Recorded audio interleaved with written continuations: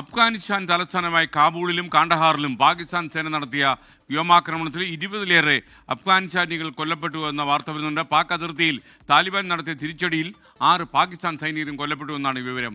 വിശദാംശങ്ങളുമായി P James ചെയ്യുന്നു. P ഒരിടത്ത് യുദ്ധം അവസാനിക്കാൻ പോകുന്നു എന്ന് പറഞ്ഞപ്പോൾ അടുത്തടുത്ത് സംഭവം യുദ്ധമുഖം തുറന്നല്ലോ. Good morning S K. Good morning. Good morning. യുദ്ധം ഉണ്ടാക്കണമെന്ന് എനിക്കൊരു ആഗ്രഹമില്ല. ഞാൻ പറഞ്ഞില്ല എഴുതാപ്പുറം വായിച്ച് കുഴപ്പമുണ്ടാക്കരുത് പി. അല്ല, ഒരു കാര്യം ഈ പാകിസ്ഥാനിലെ താലിബാനും അവിടുത്തെ പാകിസ്ഥാനിലുണ്ട് താലിബാൻ പ്രശ്നത്തെ തുടർന്നാണ് ഇതൊക്കെ ഉണ്ടാവുന്നത്. അപ്പൊ ഈ TTP എന്ന് പറഞ്ഞ തെഹ്രീക്ക് താലിബാൻ പാകിസ്ഥാൻ ഉണ്ടാക്കുന്ന പ്രശ്നങ്ങൾക്കും അതുപോലെ തന്നെ ഇപ്പുറത്തെ പാകിസ്ഥാൻ ഉണ്ടാക്കുന്ന പ്രശ്നങ്ങൾക്ക് നമുക്കെന്ത് മറുപടി പറയാൻ പറ്റും?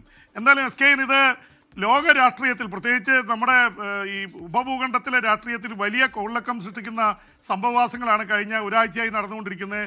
അതിനിടയിൽ മണിക്കൂറുകൾക്ക് മുൻപാണ് പാകിസ്ഥാൻ വ്യോമാക്രമണം നടത്തിയത്. അത് 2 സ്ഥലത്താണ്. അഫ്ഗാനിസ്ഥാൻ്റെ തലസ്ഥാനമായ കാബൂളിൽ വ്യോമാക്രമണം നടത്തി, അതുപോലെ തന്നെ കാണ്ഡഹാറിൽ.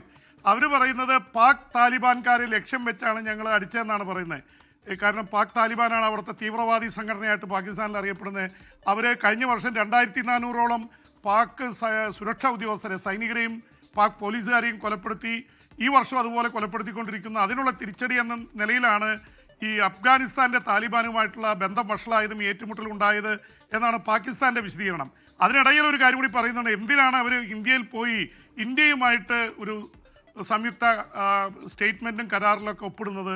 ഇന്ത്യയുമായിട്ട് അടുക്കുന്നതാണ് പെട്ടെന്നുള്ള പ്രകോപനം എന്നുള്ള പ്രചരണം പാക് മാധ്യമങ്ങൾ നടത്തുന്നുണ്ട്. എസ് കെ, എന്തായാലും മറ്റേ കാണ്ഡഹാർ നമ്മളൊക്കെ എപ്പോഴും പേടിയോടെ കേൾക്കുന്ന ഒരു പേരാണ് കാണ്ഡഹാർ. കാരണം ഇന്ത്യയുടെ വിമാനം തട്ടിക്കൊണ്ടുപോയി നമ്മുടെ യാത്രക്കാരെയൊക്കെ കൊണ്ടുപോയ സ്ഥലമാണ്. കൊടും കുറ്റവാളികളെ വിട്ടാണ് ഇന്ത്യ അന്ന് യാത്രികരെ രക്ഷപ്പെടുത്തിയത്. അത് കാണ്ഡഹാറിലേക്കായിരുന്നു. അന്ന് ഈ താലിബാൻ തീവ്രവാദികളുടെ സ്ഥലമായി അറിയപ്പെട്ടിരുന്ന അന്ന് ഇന്ത്യയായിട്ട് യാതൊരു ബന്ധവുമില്ലായിരുന്നു.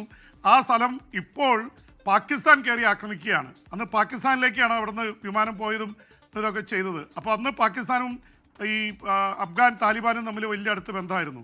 ഇന്ന് അവർ വലിയ ശത്രുക്കളായിരിക്കുന്നു. അവിടെ നടത്തിയ ഈ ആക്രമണത്തിൽ താലിബാൻകാർ ആയിട്ടുള്ള ആൾക്കാരടക്കം 20 അഫ്ഗാനികൾ കൊല്ലപ്പെട്ടിട്ടുണ്ട്. ഒപ്പം ഈ പോസ്റ്റ് ഒരെണ്ണം പിടിച്ചു പാകിസ്ഥാൻ്റെ. 6 പാക് സൈനികർ കൊല്ലപ്പെട്ടു. എന്തായാലും അത് രൂക്ഷമാവുന്നതിനിടയിൽ അറബ് രാജ്യങ്ങളെ സൗദി അറേബ്യയും ഖത്തറും ഇടപെട്ടു. ഇപ്പോൾ 2 ദിവസത്തേക്ക് വെടിനിർത്തലാണെന്ന് പറയുന്നു. എന്തായാലും നേരത്തെ അവർ ഇടപെട്ടിരുന്നു, വെടിനിർത്തലായി എന്നൊക്കെ പറഞ്ഞെങ്കിലും അതൊക്കെ ലംഘിച്ചുകൊണ്ടാണ് ഇപ്പോൾ വീണ്ടും ഏറ്റുമുട്ടൽ നടന്നുകൊണ്ടിരിക്കുന്നത്. അവിടുത്തെ അതിർത്തി 2640 കിലോമീറ്റർ അതിർത്തിയുണ്ട് അഫ്ഗാനിസ്ഥാനും പാകിസ്ഥാനും തമ്മിൽ. ആ അതിർത്തി മൊത്തം അടച്ചിട്ട അവസ്ഥയിലാണ്. വ്യാപാര ബന്ധങ്ങളോ മറ്റൊന്നും നടക്കുന്നില്ല.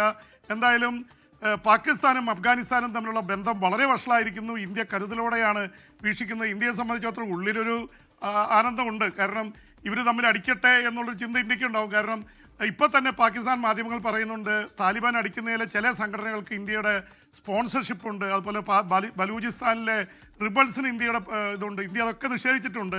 എന്തായാലും ഇന്ത്യയെ സംബന്ധിച്ചിടത്തോളം ആൾക്കാരെ കൊല്ലുന്ന കാര്യത്തിലല്ല, ഇവർ തമ്മിൽ ബന്ധം വഷളാവുന്നത് ഇന്ത്യക്ക് ഒരു തരത്തിൽ ആശ്വാസമാണ്. എസ് കെ, പ്രത്യേകിച്ച് നമ്മൾ വളരെ ട്രെഡഡ് ആയിട്ടുള്ള ഭീകരപ്രവർത്തകർ, ജെയ്ഷെ മുഹമ്മദ്, ലഷ്കർ ഇ തോയ്ബ, അതുപോലെ തന്നെ IS അടക്കമുള്ളവർ വളരെ ശക്തമായിട്ട് വേരോടി വരികയായിരുന്നു അഫ്ഗാനിസ്ഥാനിൽ. അവരൊക്കെ പാക് ഭീകര സംഘടനകളാണ്. അതുകൊണ്ട് ഇവർ തമ്മിൽ അടിക്കുന്നത് ഇന്ത്യക്ക് എന്തുകൊണ്ടും നല്ലതാണ്. ആൾക്കാർ മരിക്കാതിരിക്കട്ടെ. ലോകത്തെവിടെയായാലും ഏത് സമയത്തും 24 വാർത്തകളും ഓഗ്മെന്റഡ് റിയാലിറ്റി പാക്കേജുകളും എക്സ്പ്ലെയിനറുകളും വിശദമായി കാണാൻ ഞങ്ങളുടെ YouTube ചാനൽ നിങ്ങൾക്ക് സബ്സ്ക്രൈബ് ചെയ്യാം.